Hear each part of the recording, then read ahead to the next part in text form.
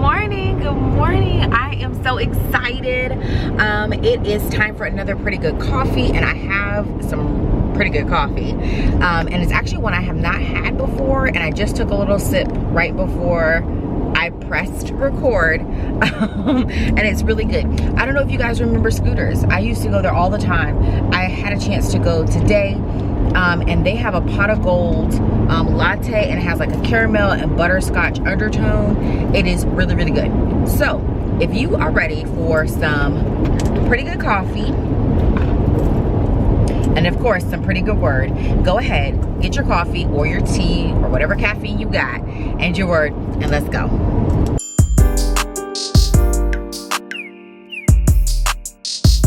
Okay, so as you can tell, I'm driving. I am also attending a conference this weekend. You guys will see the vlog of the whole weekend later, but I wanted to also record for you guys a pretty good coffee as well, because listen, anytime that the Lord like just shares a good scripture to start the week, I think y'all need to have it. I think you guys need to have it. So we are going to do Proverbs 3, and it's a scripture that we've heard often. Of course, I'm going to do the CSB version because I like the CSB version. And so Proverbs 3, verse 11 through 12, do not despise the Lord's instruction, my son, and do not loathe his discipline. For the Lord disciplines the one he loves, just as a father disciplines the son in whom he delights. And again, I know that we've heard this 1,000 times, but I thought that it was a great scripture to end the month with, because there are some things that we have had to be corrected on. There are some things that have had to be taken away from us. There are some seasons where God has asked us to sit out, like put us in time out, and we feel a certain type of way, like, what are you doing, God? But there is this reality that even in this month, as you look back over it, right, there's going to be some things where God was like, I'm going to have to bring you into alignment. And that means that I'm going to have to, one, discipline you because you're not doing the right things, but I'm also going to teach you discipline so that you can maintain the correct posture and position. So sometimes when we read that scripture, we think only about the correction part, like, oh, I'm in trouble and God is having to get me in order. But the reality is that he's also teaching you discipline, that you are also going to learn how to correct yourself and get yourself into alignment in a way that he's not going to have to keep calling you out, because he loves you, he delights in you, and he wants to see you prosper, and he wants to see you grow and evolve into the woman or the man that he has called you to be. But you cannot do that if you, one, cannot be humble enough to take instruction, but also if you cannot be wise enough to apply the instruction. And that's the difference between being disciplined and learning discipline, right? And both are within this scripture. And so it is so important that, again, you learn to take on the mantle of humility so that you can be instructed well, but also take on the wisdom of God, and that you can begin to apply that discipline, right? Because there are going to be some things that require you in a way that you have never been required before. You have never, ever, ever been required in this way. And so God is like, listen, those old habits and mannerisms and things that you were doing, they aren't going to work. You're going to have to let that go. And we want to hold on to it, and we feel like, well, we've been doing this for so long, God, why now are you telling me that this isn't a thing? First of all, it's not just why now, because he's probably told you before and you conveniently ignored him. So there's that. But also, there is this reality that he has to teach you in different seasons, different things sometimes. So you are elevating, you are accelerating, and there is no way you can do the same things that you were doing before with the same habits.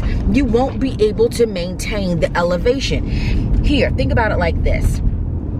God is correcting those whom he loves, and he's doing it as a father does a son in whom he delights, because he wants that child to be mature. He wants that child to excel, which means that he's going to teach that child how to train properly for the next. He's not disciplining him just for this moment so that he doesn't misbehave again for the next 30 minutes. He's disciplining him in this moment so that in the future he can remember this lesson and apply what he learns so that he can, one, pass the test, which is important. You need to pass the test, but also so that you can see the test for what it actually is, which is training for elevation. If you have not been trained to scale a mountain, you will not make it 100 feet. You won't, because the air gets thinner, the terrain gets rockier, your body becomes more exhausted, and your mental capacity becomes stretched. It is important that you have training for that elevation. And so you have to think about the discipline as that. So that Father is trying to discipline you for more than just a moment. And so when God is correcting you, he's getting you into alignment so that you can properly train for your next. And so that you can highlight his glory. You can effectuate his glory, which is the goal, right? That's the goal. And it says, don't despise it. Just don't despise it. Do not despise the Lord's instruction. Don't loathe that discipline, because he disciplines the one he loves, just as a father disciplines the son in whom he delights.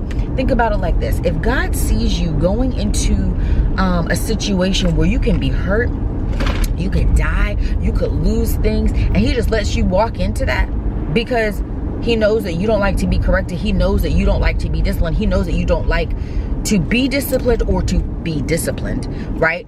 He knows these things and he's just gonna let you walk into that situation. Is that love? No, that's not love. If you see someone walking into something that is dangerous and it will become a burden to them or will create a deficit in their life, that's not love. You have to speak up and you have to give them the tools to get out of the situation or to avoid the situation altogether. To avoid the situation altogether.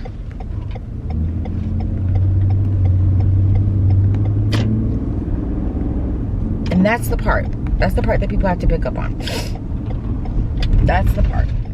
So, I'm excited about that. I'm almost to the spot.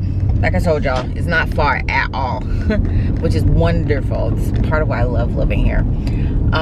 Everything is really close. So we're going to end, but I hope that you'll hold on to Proverbs 3, verses 11 through 12. Again, I read the CSB version. Yep, Proverbs 3, verses 11 through 12, and that you enjoy some pretty good coffee, and that you really learn that discipline does not mean a lack of love. It means an overabundance of love. An overabundance of love. So, that's it. That's all I got. I'm excited. I'm excited. I'm excited. I'm excited. I'm gonna take a sip while I have a stop sign. Okay, that's it. Have a great week, pretty. Bye.